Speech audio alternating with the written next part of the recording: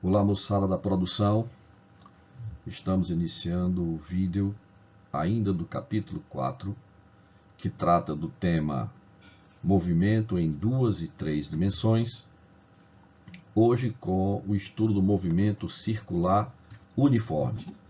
Esperamos que esse vídeo seja de grande valia para aqueles que assistiram à aula presencial, mas que necessitam fazer uma revisão para adquirir mais confiança nos temas novos que estudaram e que discutiram. E que seja também de grande valia para aqueles que perderam a aula presencial e que precisam de um material de apoio para que possam, ao revisar esse conteúdo, adquirirem condição de resolver as atividades que nós propusemos na atividade para casa. Vamos então ao conteúdo da aula.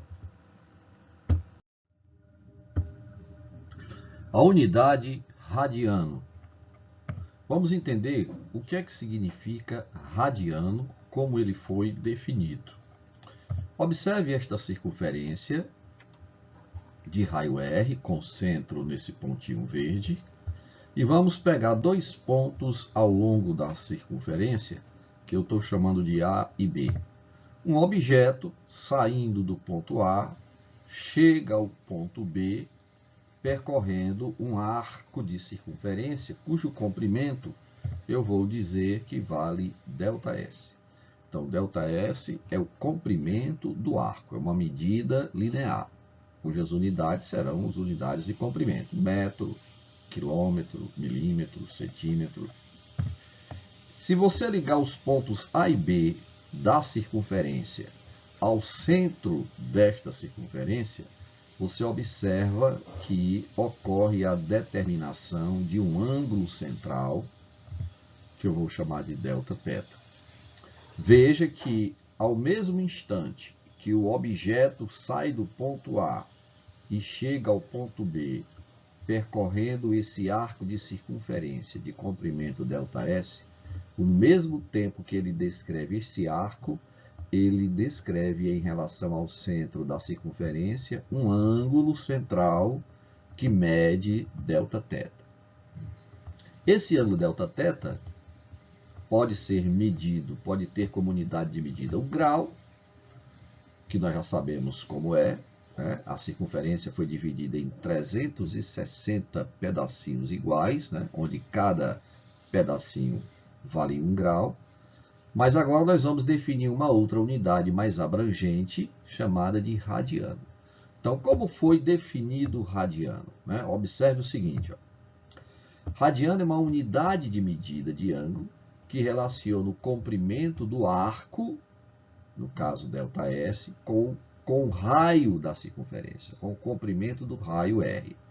Então, o radiano foi definido como sendo a razão entre o ΔS, que é o comprimento do arco, e o comprimento do raio. Quando o ΔS é igual a R, ou seja, quando o raio da circunferência tem o mesmo comprimento do arco AB, nós dizemos que o ângulo central mede 1 radiano. Então, sabendo que o ângulo central mede 1 radiano quando ΔS for igual a R, tiver o mesmo comprimento, ΔS com o mesmo comprimento do raio, para uma volta, se o objeto completar uma volta saindo de B, retornando ao ponto B, que representa o ângulo de uma volta, quantos radianos nós vamos encontrar? Veja, quando o ângulo central for de uma volta, quantos radianos nós vamos encontrar? Ora, basta fazer a regrazinha de 3, né? Quando ΔS é igual a R, nós temos um Δθ igual a 1 radiano. Quando o ΔS for igual a 2πr, que é exatamente o comprimento da circunferência, né? Quando o arco AB representar um arco de uma volta, o ângulo θ, o ângulo Δθ, vai medir quantos radianos. Então, fazendo essa regra de 3, nós vamos encontrar, multiplicando os meios pelos extremos, nós vamos encontrar, né? Cancela o raio, E aí nós vamos encontrar um ângulo central, Δθ, medindo 2π radianos. Lembrando que o π vale 3,14. Ou seja, quando o comprimento do arco é igual ao comprimento do raio, o ângulo central mede 1 radiano. E para uma volta completa na circunferência, o ângulo central vai medir 2π radianos.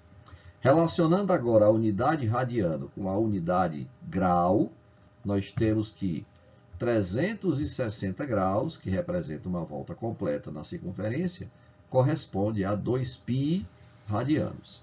Ou substituindo π por 3,14, você teria 6,28 radianos, correspondendo a 360 graus. Consequentemente, meia volta na circunferência, né, o que representa um ângulo central de 180 graus, você teria π radianos. Ok? Então, essa é a definição de radiano e essa também é a relação entre grau e radiano.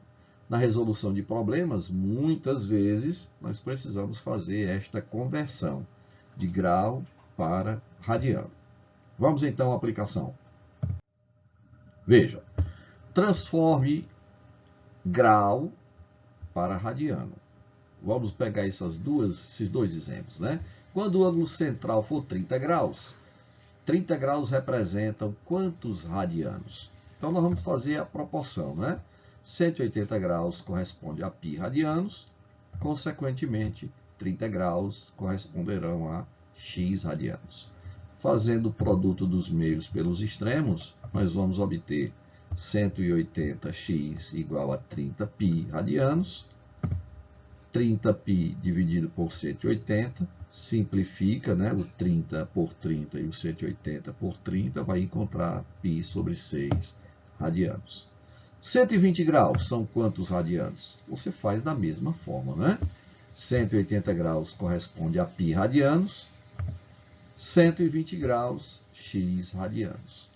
Multiplicando os meios pelos extremos, você vai obter 180x igual a 120π, dividindo, então, 120 por 180, simplificando, vamos dividir todo o numerador e o denominador por 60, né, que é o máximo divisor comum, vai ficar 2/3 de π radianos. Não é comum substituirmos o π por 3,14, né?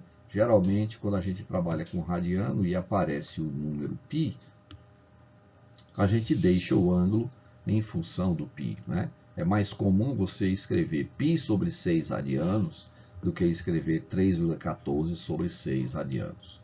É mais comum você deixar 2π sobre 3 radianos do que você escrever 6,28 sobre 3 radianos, tá?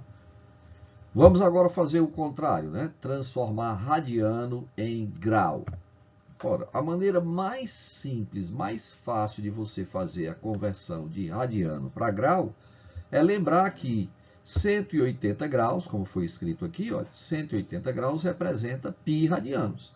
Então, basta que você chegue na expressão θ igual a π sobre 5 radianos, que você quer converter em grau, e substituir o π radiano, que você está vendo aqui, né? Substituir o π radiano por 180 graus. Aí vai ficar simplesmente 180 graus dividido por 5, que corresponde a 36 graus. Então, para transformar radiano em grau, basta você substituir o π por 180 graus, né? que é o correspondente em radiano em grau. Ok? Vamos então às outras grandezas do movimento circular. Deslocamento angular e deslocamento linear. Veja o seguinte, ó, deslocamento linear é aquilo que é percorrido pelo objeto ao longo da curva, ao longo da circunferência. E o angular é o que ele marca em relação ao ângulo central. Vamos ver, ó.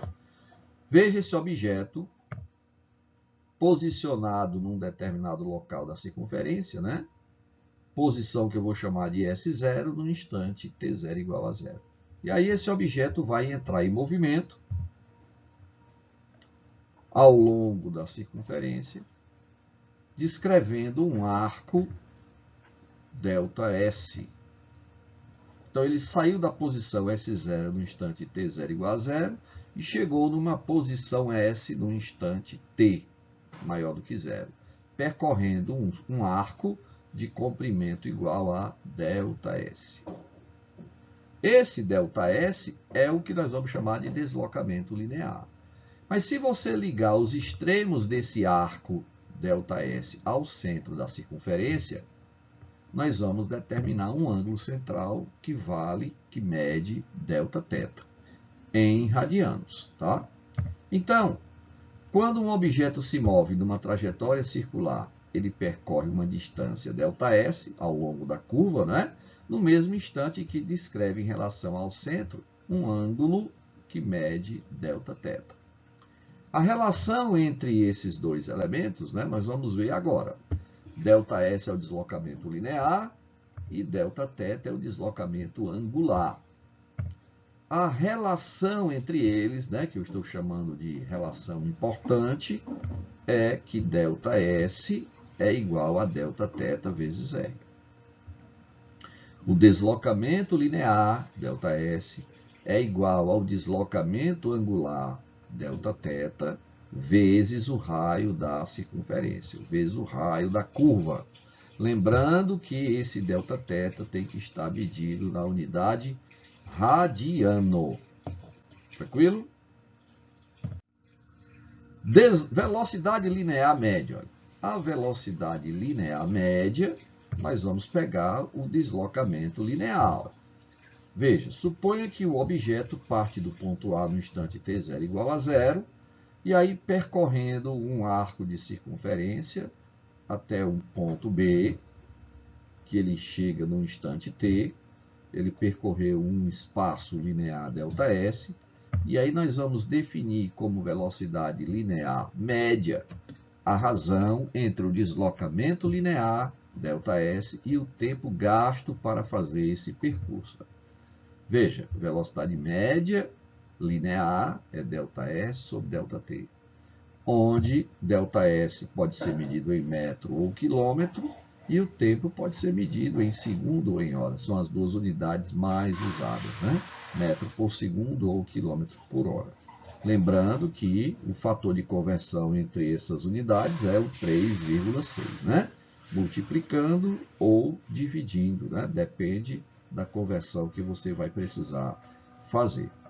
Ok?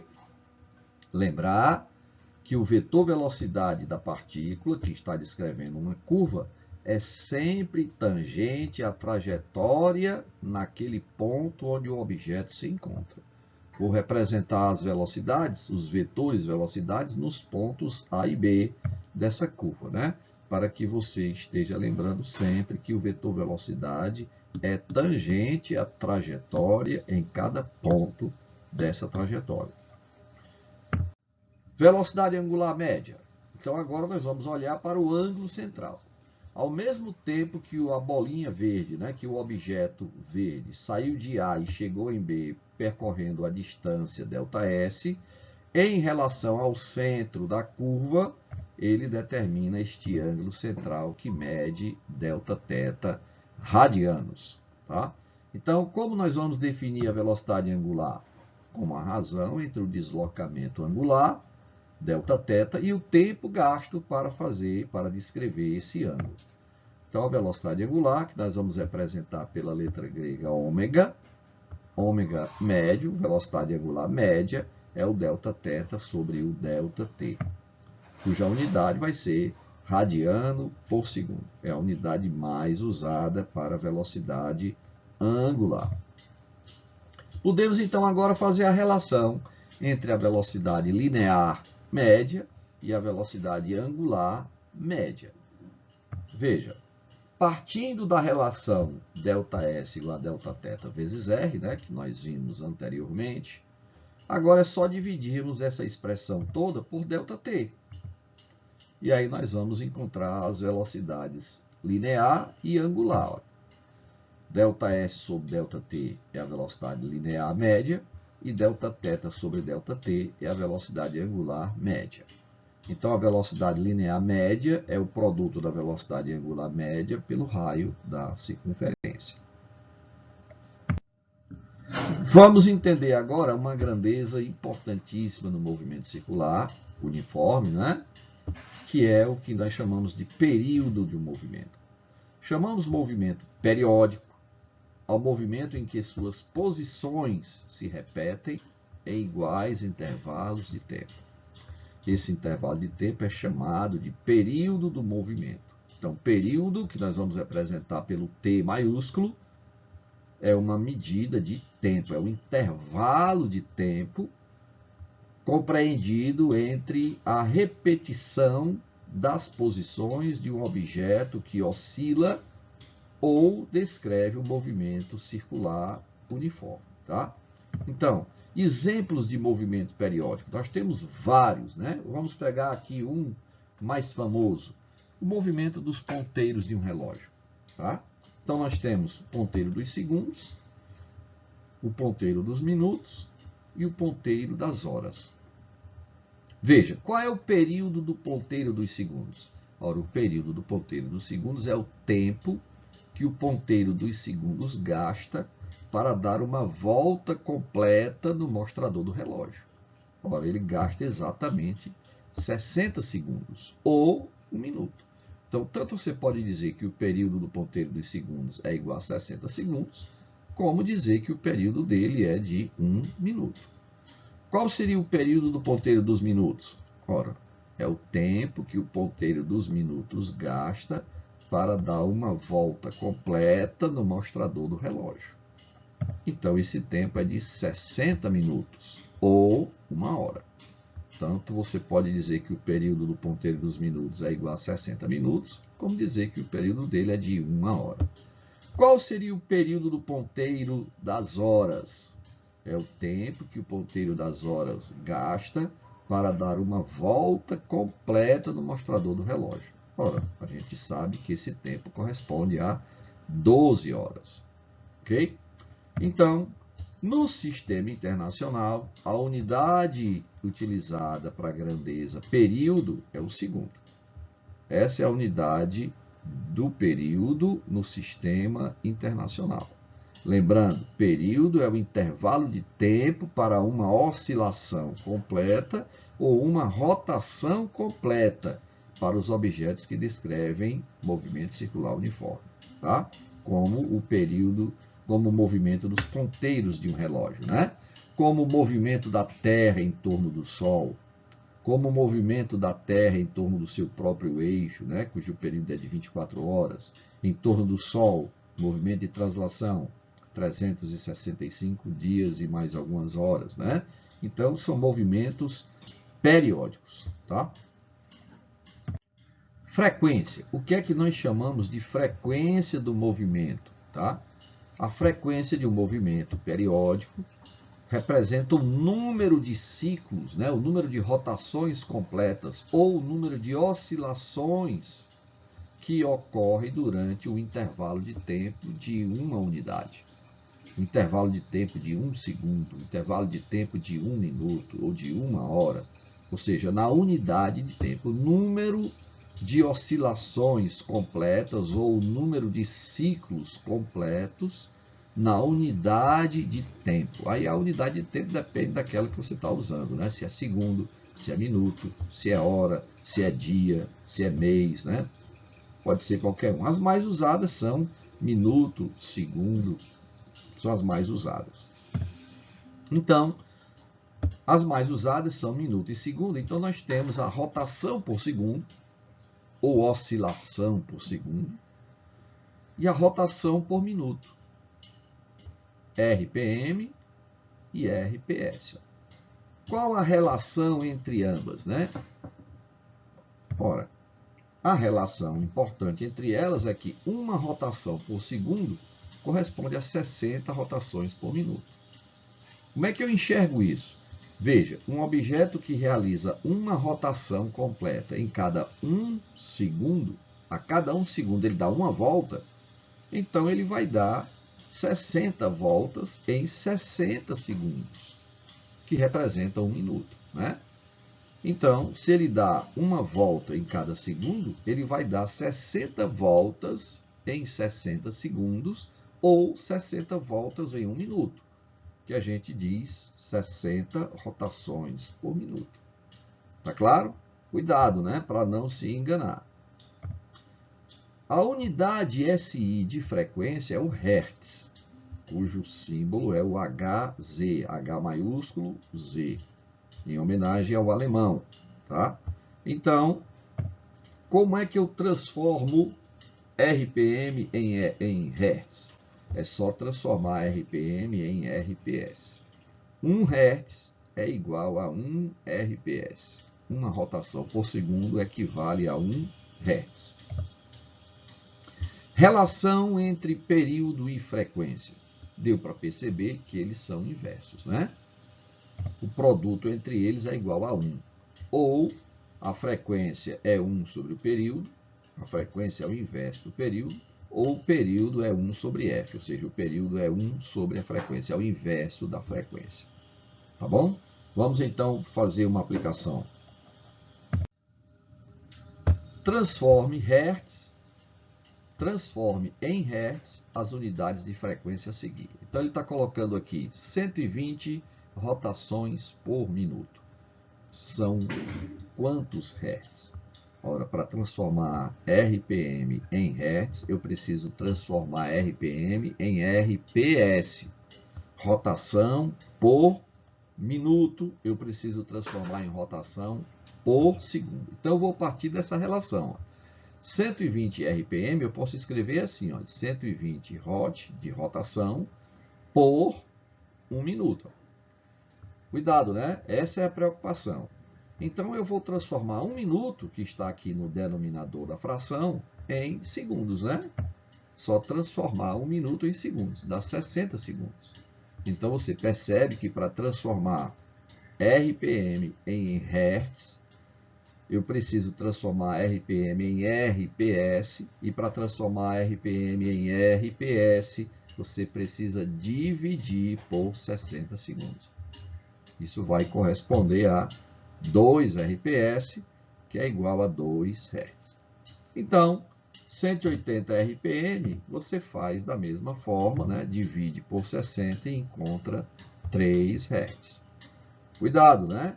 Para não pensar em multiplicar por 60, né? Você tem aqui dividir por 60 segundos. Exemplo 3. Uma roda gigante realiza 12 rotações completas em torno de seu eixo horizontal a cada 1 minuto. 12 rotações completas a cada 1 minuto. Então, eu já tenho o número de rotações por minuto, né? Então, eu já tenho a frequência na unidade RPM. Veja, né? Eu já sei que F corresponde a 12 RPM. Encontre a frequência F da roda gigante em Hertz e o período dessa roda, desse movimento, em segundos. Então, para transformar em Hertz, 12 RPM é só dividir por 60. Tranquilo? Vai ficar 1 sobre 5 rotações por segundo. Dividindo 1 por 5, dá 0,2 Hz, né? Ou 0,2 RPS, que corresponde a 0,2 Hz. Para encontrar o período, é só fazer o inverso, né? O período é o inverso da frequência. Então, vai ficar 1 sobre 0,2. 1 dividido por 0,2 é igual a 5 segundos. Observe que você só vai encontrar o período em segundos se a frequência estiver em Hertz ou RPS. Você não pode dividir a frequência em RPM para obter o período em Hertz. Você obteria o período em minutos. Se você dividir a frequência em RPM, 1 sobre F, onde o F está em RPM, você vai obter o período em minutos, tá? Ao invés de segundos. Movimento circular uniforme. Vejam este círculo de raio R, né, com esse centro, esse pontinho verde é o centro da circunferência. E nesse círculo de raio R, nesta circunferência de raio R, um objeto, no instante t0, vai iniciar o movimento. Observe que ele está girando no sentido anti-horário e, evidentemente, a cada volta que ele realiza, ele gasta um certo tempo. Nós chamamos de movimento circular uniforme aquele que ocorre em trajetória circular com velocidade escalar, com velocidade v escalar, linear e angular constantes. Ou seja, o módulo da velocidade v e o módulo da velocidade ômega são constantes, ou seja, não variam com o tempo. Se isso acontece, significa dizer que a cada volta que ele dá, o tempo que ele gasta é sempre o mesmo. E aí nós podemos trabalhar com as grandezas período e frequência e representar e poder calcular tanto a velocidade angular quanto a velocidade linear em função dessas grandezas período e frequência. Vamos então calcular primeiro a velocidade angular, né? Ora, a gente sabe que a velocidade angular, ômega, é a variação angular, ou seja, o delta θ, que é o deslocamento angular, no intervalo de tempo ΔT. Só que para uma volta completa, o deslocamento angular é 2π radianos, né? 2π na unidade radiana. Esse é o ângulo descrito, o ângulo de uma volta, em relação ao centro da circunferência, o ângulo central. E o tempo que ele gasta para dar essa volta é o que a gente chama de período, que é o t maiúsculo. Então, a velocidade angular pode ser determinada pela expressão 2π sobre o período. Como a frequência é o inverso do período, então, para você calcular a velocidade angular em função da frequência, você vai usar a expressão 2π vezes f. Para determinar a velocidade linear v, tanto você pode usar a própria definição de velocidade linear, né, que é o ΔS sobre ΔT, como você pode partir da expressão v igual a ômega r. Então, se nós pegarmos essa expressão v igual a ômega r, é só substituir o ômega, que é a velocidade angular, por 2π sobre o período, e aí você vai ter a velocidade linear como sendo 2πr sobre t, ou substituir por 2π vezes f, e aí você vai encontrar a expressão 2πf vezes r. Pronto, então nós temos duas novas relações que envolvem velocidade angular e velocidade linear com o período e a frequência, né? Em função do período e frequência. Vamos ver então agora as funções horárias, ou seja, duas equações, uma linear e outra angular, que dependem do tempo, né? Veja, vamos admitir que o objeto, a nossa bolinha, né? A nossa bolinha vai partir do instante t0 de uma posição S0 diferente de zero. Veja onde está marcado o zero, né? Na circunferência, e a bolinha verde vai partir de um ponto diferente do S0 igual a zero. Tá? Poderia ser S0 igual a zero? Claro que sim. Tá? Só para ficar uma expressão geral. Então, essa bolinha, ao mesmo instante em que ela vai sair de uma posição inicial S0, em relação ao centro da circunferência, ela também já tem um ângulo inicial que nós vamos chamar de θ0. E aí a partícula, movida por uma velocidade v de módulo constante, entra em movimento circular uniforme. E aí a expressão da posição em função do tempo para o movimento uniforme é S igual a S0 mais VT. Se você coloca então a bolinha em movimento e ela chega numa posição S num instante posterior t, eu posso determinar a posição angular da bolinha. Veja, eu posso determinar a posição angular da bolinha, θ, a partir da equação da posição linear, dividindo toda a equação pelo raio da circunferência. Observe o que vai aparecer. Olha. Quando eu divido toda essa expressão S igual a S0 mais VT pelo raio da circunferência, eu vou obter S sobre R é a posição angular final. S0 sobre R é a posição angular inicial. V sobre R é a velocidade angular, vezes o tempo. Então, nós deduzimos, a partir da equação da posição linear, nós deduzimos a equação da posição angular. Ou seja, o ângulo que a bolinha descreve em relação ao centro da circunferência. Vamos agora tratar da aceleração no movimento circular uniforme. Quando o movimento é circular uniforme, a aceleração vetorial A é escrita como a soma de duas componentes. Uma componente tangencial, ATG, e uma componente centrípeta, ACP.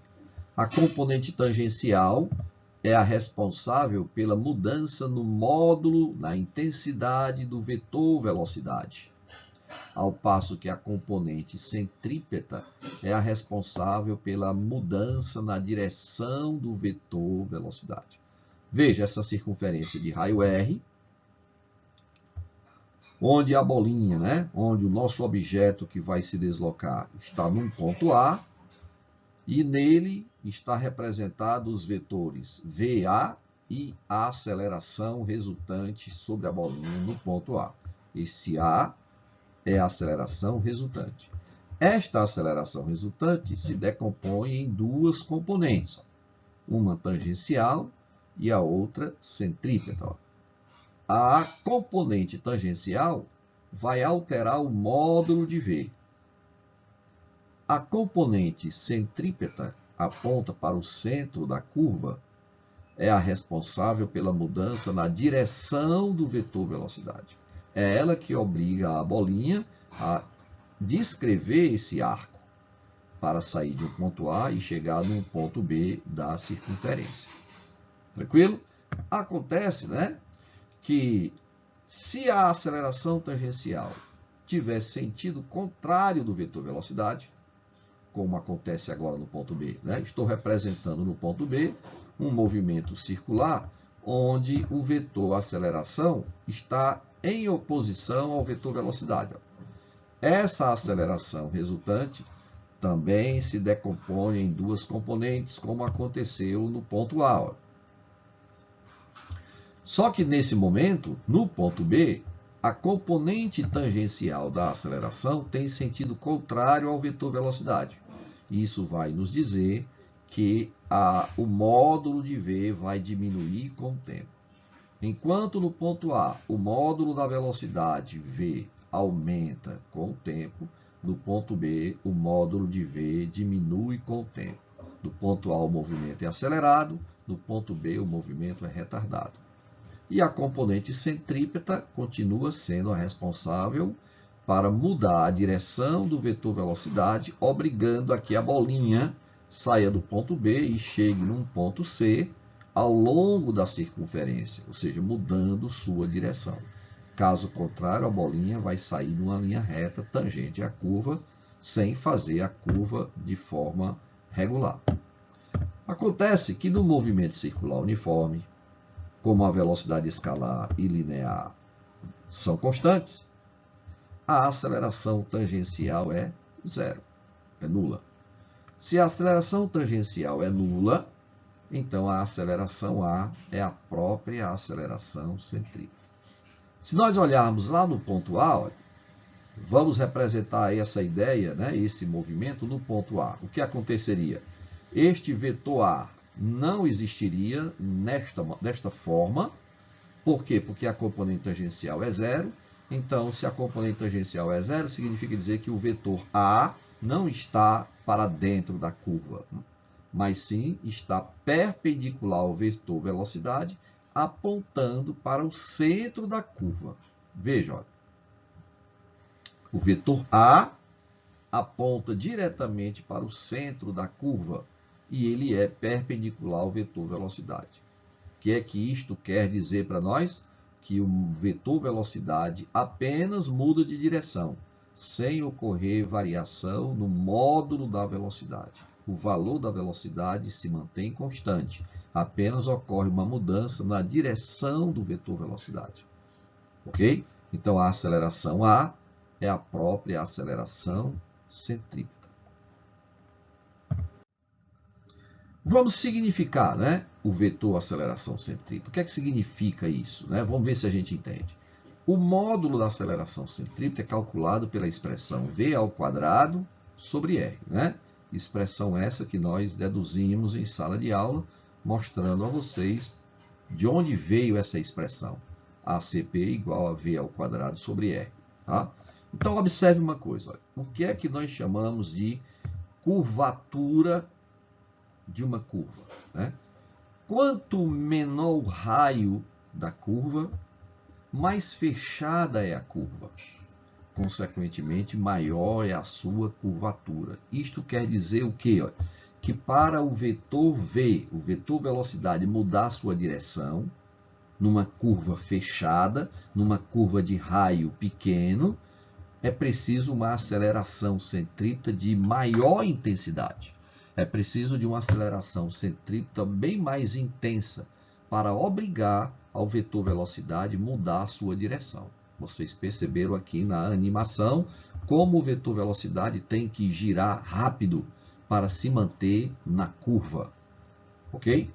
Se nós aumentarmos o raio da curva, observe que essa curva verde vai ter um raio mais suave.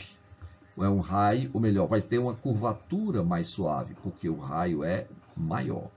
Ora, se o raio é maior, se a curva é mais suave, significa dizer que para o vetor velocidade mudar sua direção ao longo da curva, a aceleração centrípeta não precisa ter uma intensidade tão grande, né? Isto pode acontecer, veja, né? Este vetor velocidade mudou para este vetor, mudou de direção sobre a ação de uma aceleração centrípeta de menor intensidade, porque a curva é mais suave. Se nós aumentarmos ainda mais o raio da curva, tornando a curva cada vez mais, né, aproximando-se da linha reta, né, à medida que o raio aumenta, menos acentuada é a curva, mais fácil se torna o veículo percorrer a curva sem perigo de derrapar. Isso quer dizer que a aceleração centrípeta que age sobre o veículo pode ter intensidade ainda menor. Com isso, nós concluímos que quanto menor o raio R da curva, maior será a curvatura. Quanto menor o raio, maior a curvatura. E maior precisa ser a aceleração centrípeta para segurar o veículo na curva.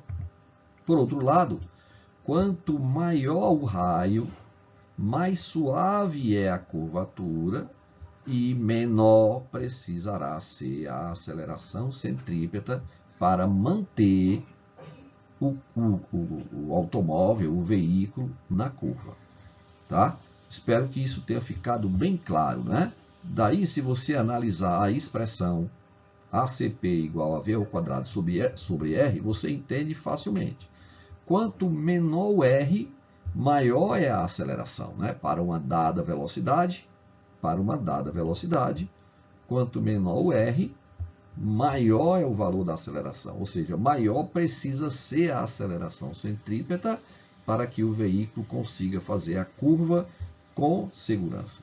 Esta aceleração centrípeta, na prática, vai estar fundamentada, por exemplo, num automóvel numa estrada, na força de atrito entre os pneus e a estrada, né? Se for num objeto que está preso a um barbante e está em rotação, vai depender da força de tração no barbante. Tá? Então, para cada curva, para cada movimento curvilíneo, você vai ter que identificar quem vai funcionar para realizar a força necessária para produzir a aceleração centrípeta suficiente para manter o objeto na trajetória curva, na trajetória circular. Ok? Moçada, com isso nós terminamos a nossa revisão. esperando que vocês façam um excelente proveito ao observar esse vídeo com atenção e adquiram então a segurança, né, e o conhecimento necessário para que você possa resolver com precisão todas as questões, todas as atividades que nós propusemos para vocês trabalharem em casa. Nos vemos na nossa próxima aula, se Deus quiser. Tchau.